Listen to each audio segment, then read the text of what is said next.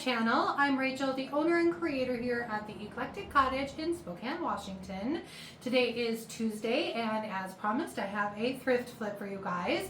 I grabbed a few items out of my stash and gave them all a makeover for fall, and I'm excited to show them to you. I love the way they all came out, and without further ado, let's get to today's projects. My first project for today is this very plain little wall pocket that I picked up from my friend Kathy out of her garage just not too terribly long ago. And I decided it would be a great little opportunity to add some fall flair. So I am starting by painting this 2 coats of DIY's layered chocolate, just trying to make sure that my paint is nice and even. I did go ahead and paint the inside of this as well because whoever sprayed it had kind of misted the inside, so it was kind of speckled, and I just wanted it to the whole thing to have one even coat of paint. And I did give this 2 good coats of the layered chocolate inside, outside, and also on the back. Once I was done with that, I grabbed some more pieces of my dried Wildflowers transfer set. I'm kind of slowly trying to use up the rest of it, what pieces I have left. And I grabbed out this really pretty flower and started applying that to the front of this wall pocket. So I'm just rubbing that transfer down with my transfer stick while I peel back that piece of vellum, just being very careful that all of my transfer is adhered before I remove the vellum completely. Once I had the first main flower down, I went ahead and added a few more around it just to add some more color to the front of this wall pocket.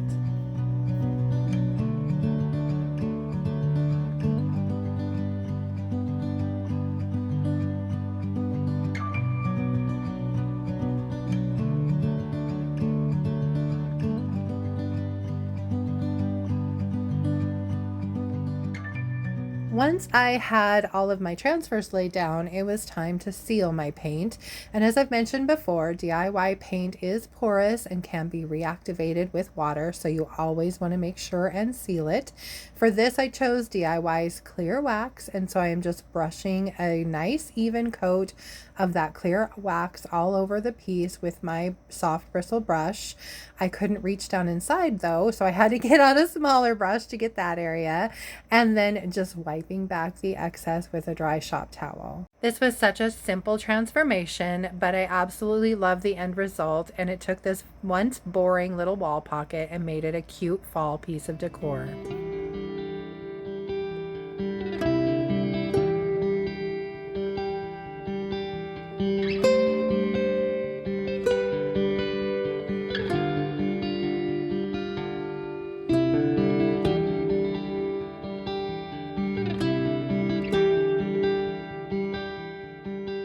My second project is this wooden plate that's been in my stash now for quite some time, and I've just never been able to figure out exactly what I wanted to do with it.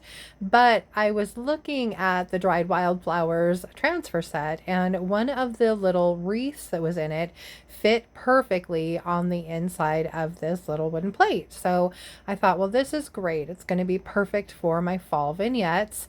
So I went ahead and grabbed out a color that I thought coordinated really well with the dried Wildflowers transfer set, and this is called Gypsy Green by DIY. Absolutely love this color for fall, but it also transcends the seasons and can be used for spring and summer, and of course Christmas too. Anyway, I did put 2 good coats of the paint on this plate, both front and back, letting it dry completely between coats. Had to use my mister a little bit to get it down into all of the little grooves around the rim of the plate.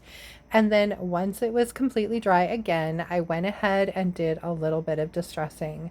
I wanted to bring out some of the pretty detail in the leaves that were around the rim of the plate, as well as bring out some of that beautiful dark wood color from underneath.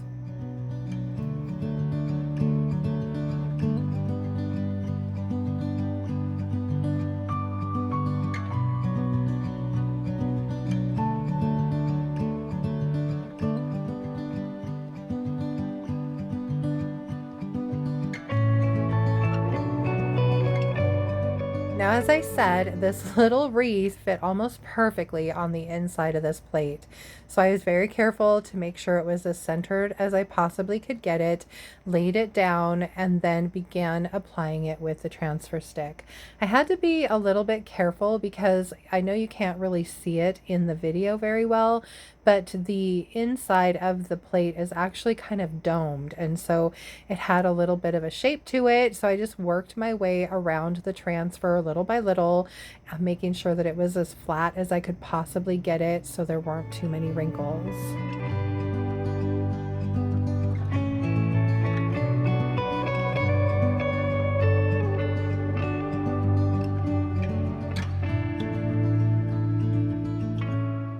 Sometimes I forget to mention the process of burnishing your transfer in. You can rub it down with your fingers pretty well, but it helps, I think, to grab a piece of that vellum and just really rub it down into your surface to remove any wrinkles or bubbles. Once that was done, I went ahead and sealed my little plate, and for this I am also using the DIY clear wax. Now, I had thought about going over it with dark wax, but decided against it. I really liked the look of it with just that clear wax over it. So I brushed it on again just on the front side, and then went over the back as well, and then wiped back the excess with my dry shop towel. And then this little plate is finally finished. I really love how it came out. It's perfect with my fall decor.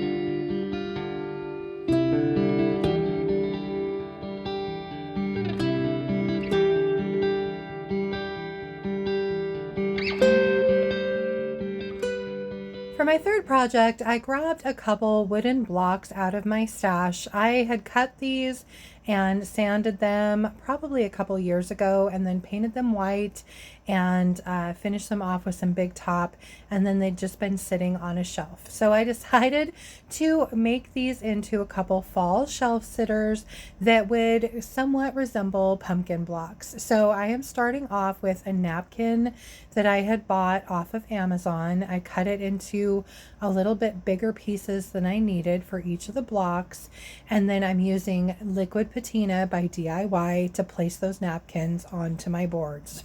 Now, if you've never decoupaged with napkins before, it's pretty easy. They usually come as a 3-ply, and so you need to tear off 2 of the plies so that you're just left with the very thin layer that has your image on it. They can be a little tricky because they are so thin, so you just need to be really careful when you're using your medium to place them down that you don't tear them. Once my medium was completely dry, I went ahead and grabbed a piece of 150 grit sandpaper, and in kind of a downward sweeping motion, I sanded off the excess paper from all sides of each of the blocks. Once I was finished sanding off the excess napkin, I went ahead and grabbed a color by DIY called Prairie Gray. It's a really good match to a color that's in the napkin, and I thought this would really help set those napkins off. So I went ahead and very carefully painted 2 good coats of the Prairie Gray around the edges of the blocks and also the back. Once my second coat of paint was completely dry, I grabbed my clear wax by DIY and gave them a coat of clear wax on the front and the sides and the backs of each of the blocks. Then I used a dry shop towel to wipe back any excess wax left on the blocks. I did the same procedure to both of my blocks, and then I was ready to move on to decorating them. Now, I already knew that I wanted to use some leftover pieces of a magazine rack that I had for the stems of these pumpkins. These little knobs were screwed in, and so I took the screws and put them into the knob and then drilled a hole big enough so that the bottom half of the screw would fit into the hole, and I could screw it nice and tight down so that my little stems are nicely mounted on my pumpkin blocks.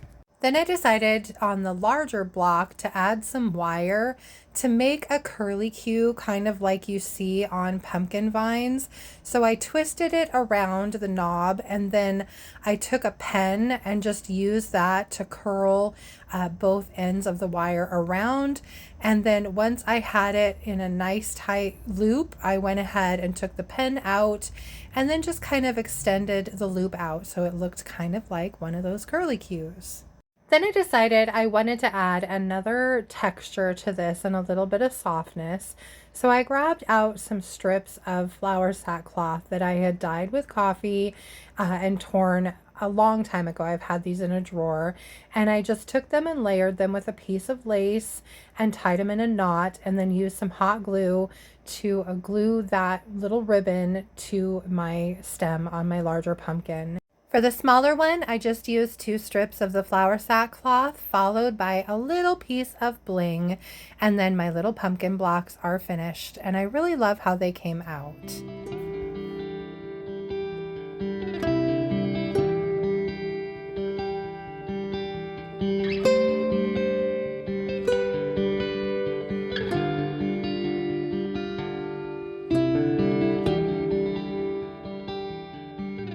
For my fourth and final project, I grabbed this wooden tray that I've had in my cottage now for some time.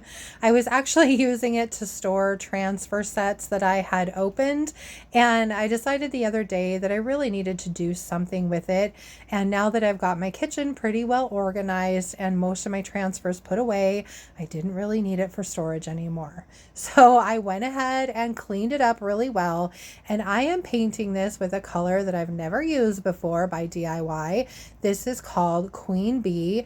It's a very saturated kind of sunflower yellow, and I really like it. It's a little bit outside my normal comfort zone, but I thought I would give it a try for this project. I'm only painting the outsides and the bottom of this tray, and I'm giving it 2 good even coats of that Queen Bee color. I'm saving the interior because I knew I wanted to decoupage it.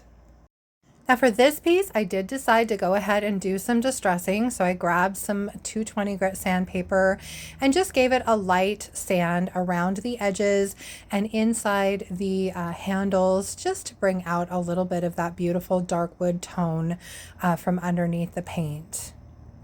Once I was finished with distressing it, I went ahead and sanded the bottom smooth, and then it was time to move on to painting the base of the tray with DIY's Crinoline. So I am just giving this kind of 1.5 coats of the Crinoline. I did a pretty good coat the first time, just being very careful to not get any of that Crinoline paint on my yellow. And then once it was dry, I just kind of went around the edges where it had pulled just a little bit and gave it a second coat, so there weren't any shadows underneath my decoupage paper. For this, I'm using Roycycled Treasures decoupage paper called Fall Botanical Project Blocks. I really love this paper, and it had some of the beautiful yellow color in it, so it's basically the reason I chose the Queen Bee color for this tray. So I went ahead and laid the paper down inside the base of my tray, and using my fingers very carefully scored a line where I needed to cut it, and so I cut it out. And then I gave my paper a little bit of a spritz and then began applying my decoupage medium, which I am using the liquid patina, the clear liquid patina by DIY. And I'm just carefully putting a little layer right along the edge of the tray and being careful not to get it up on my yellow portion. And then I laid my paper down on the other side and squared it up so that I knew I was in the right spot, and then rolled my paper down. I laid another coat of the liquid patina over the portion of paper that I was setting, and then I pulled the paper back and began the decoupaging process for the rest of my piece. So just laying down a strip of that medium, placing my paper over it, and then going over it again with another coat of the medium. So I'm just slowly, carefully working my way across my piece of paper. Now I did mess up and I pressed a little too hard with my brush in that corner, and I accidentally ripped it a little bit, you guys. So I was able to take the paper and just very gently push it back into place, and so you can hardly see the tear, thankfully. But at this point, I was not willing to try and start over. So I figured it was good enough. It looked good. You can hardly see the tear. And so I just went ahead and moved on. Once I was finished laying my paper down, I let it dry completely, and then I did take a razor blade and go around the edges just to cut off a little bit of excess paper from each of the sides.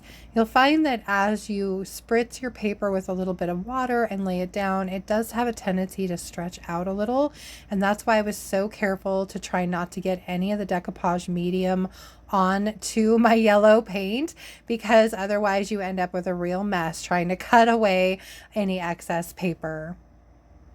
Once I had that done, it was time to finally seal my piece. And for this one, I chose DIY's Big Top. This is a very simple to apply, nice durable sealer, and it goes on like a dream, dries nice and hard, and it has a little bit of a sheen to it. I went ahead and went over my decoupage paper as well.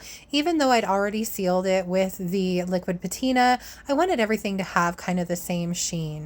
I'm really loving how this piece came together, and I love how the queen bee really brings out some of the beautiful yellow tones in the paper.